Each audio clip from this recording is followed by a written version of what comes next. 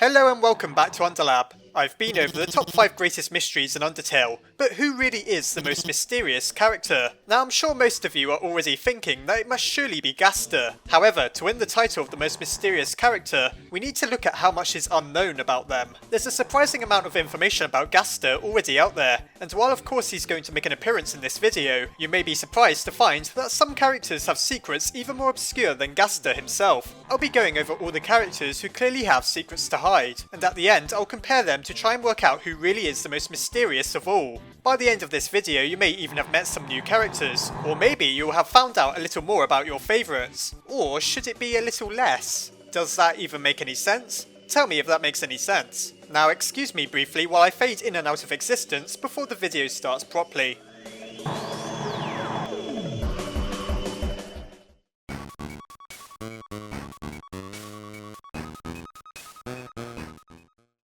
Let's start things off with one of the first characters we see. No, not Flowey or Frisk, but Chara, or Chara, or Banana. Pronounce their name however you like folks, it really shouldn't bother you. Anyhow, in the introduction panels, the human we see tripping down a hole isn't Frisk, but is instead Chara, as they only have a single stripe upon their shirt. Chara themselves isn't the source of the mystery. We know that they fell into the underground and met Asriel, before poisoning themselves with buttercups in a joint plan with the young dreamer in an attempt to escape Mount Ebott. Their story seemingly ended there. However, on the genocide path things take a surreal turn when Chara gets back up from the dead and starts talking to us at the end of the game, after we savagely murder Asgore and Flowey. This remains one of the greatest mysteries within Undertale, as it's very hard to explain what exactly we're seeing. Has Chara really just gotten up, infused with determination and the intention of taking control of the timeline? Or is this just the malicious embodiment of the player's own evil? There's many different theories out there, and I can't claim that any one of them is more right than the other. Regardless, all we can say for sure is that a demonic child calling itself Chara introduces itself at the end of the genocide path, and then forever corrupts our game, preventing us from receiving a happy ending in Undertale ever again.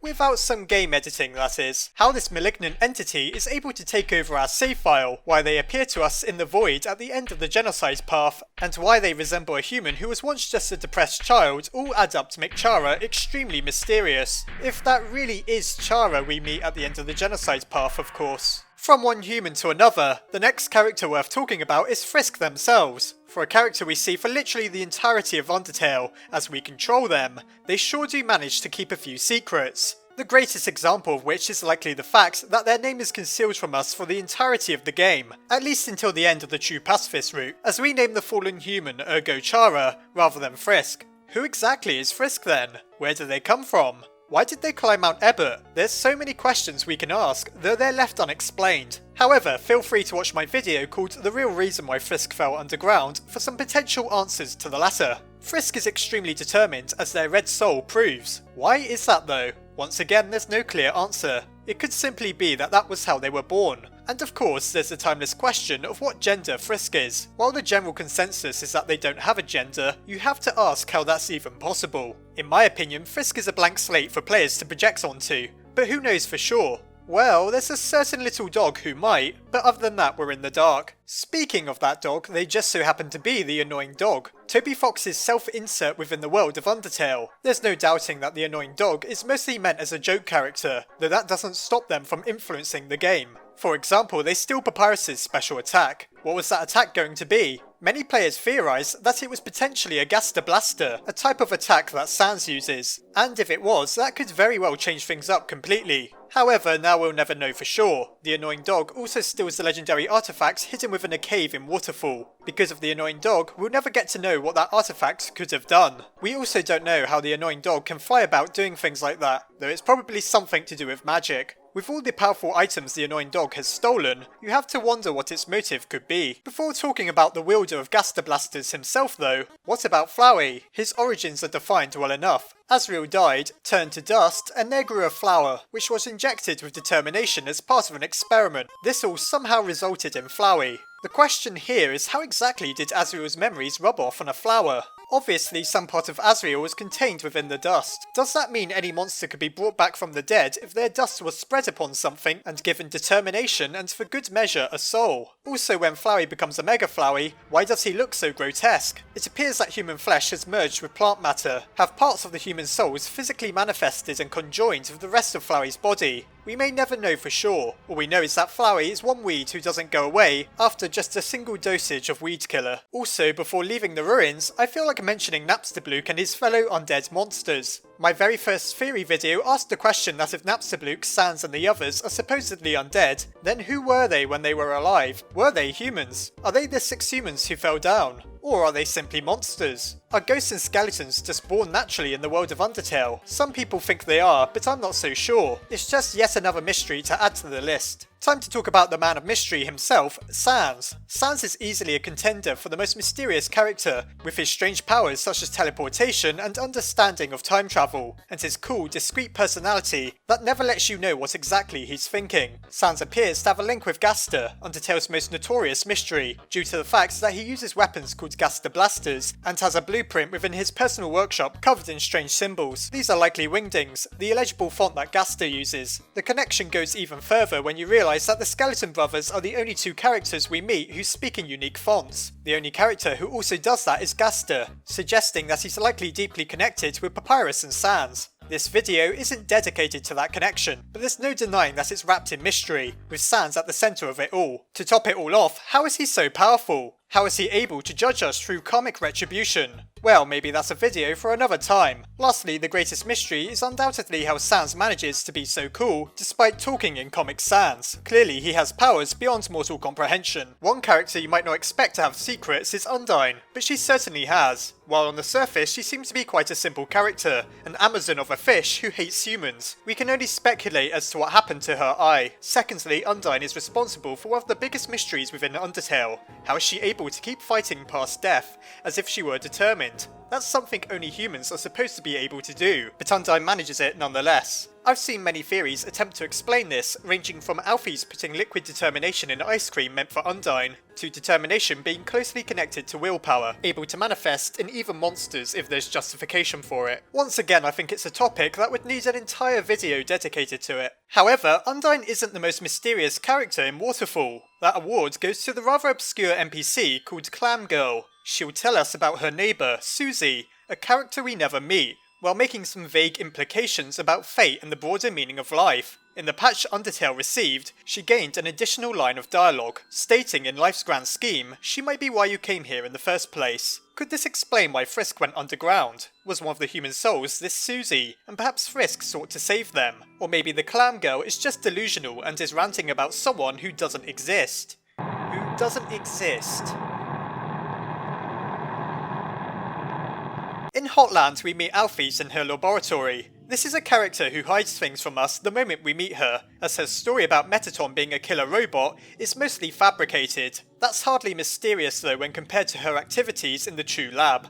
Not only is she responsible for the horrific creation of the amalgamates, but she has many strange devices that are almost impossible to explain. What's the device with pink sludge in it about? Why is the determination extractor a massive skull that resembles a Mega Flowey or a Gaster blaster? Why does there appear to be a human soul within the true laboratory's main generator? Why did she ever come up with the crazy idea of injecting dying monsters with determination?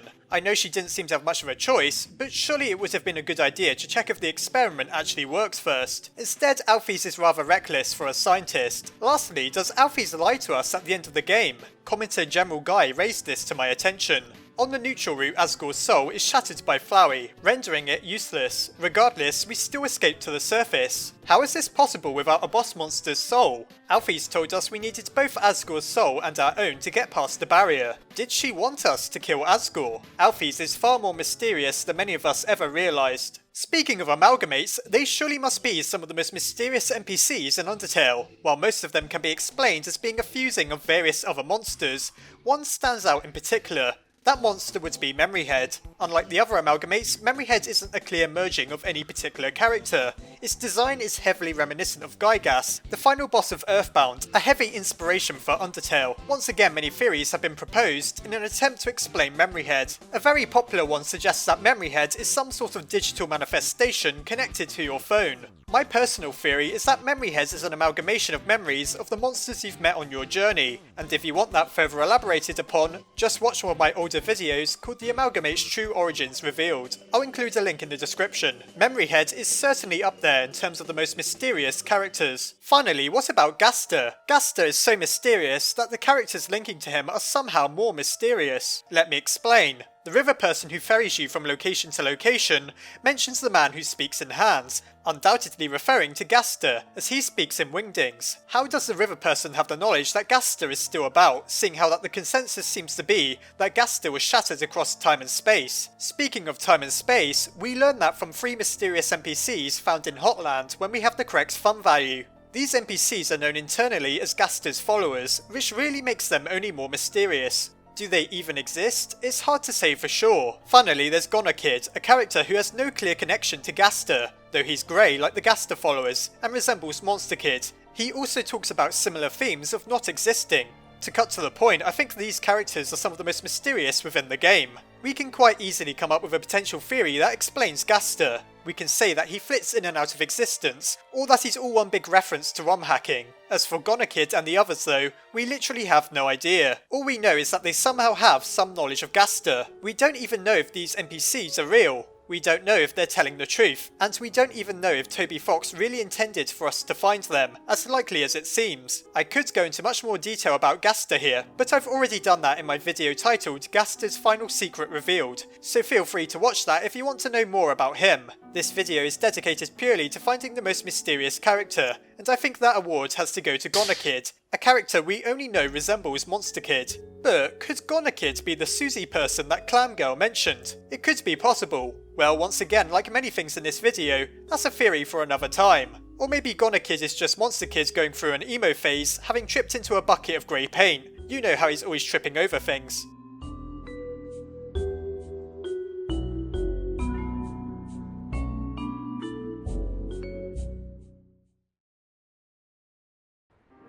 What a mysterious episode. We went in with a single question and came out with 1,000 more. As I mentioned multiple times, I've already covered a lot of the questions I asked in this video, and you can find speculative answers in my other videos. However, it seems like there's plenty more theories to be made yet. Do you agree that Goner Kid is the most mysterious character overall? As I said at the beginning of the video, we have to judge characters by how little we know about them. As little as we know about Gaster, I think it's fair to say that we know even less about Goner Kid. Let me know what you think in the comments. As always, I hope you enjoyed the video. Try not to get shattered across time and space, and I'll see you next time.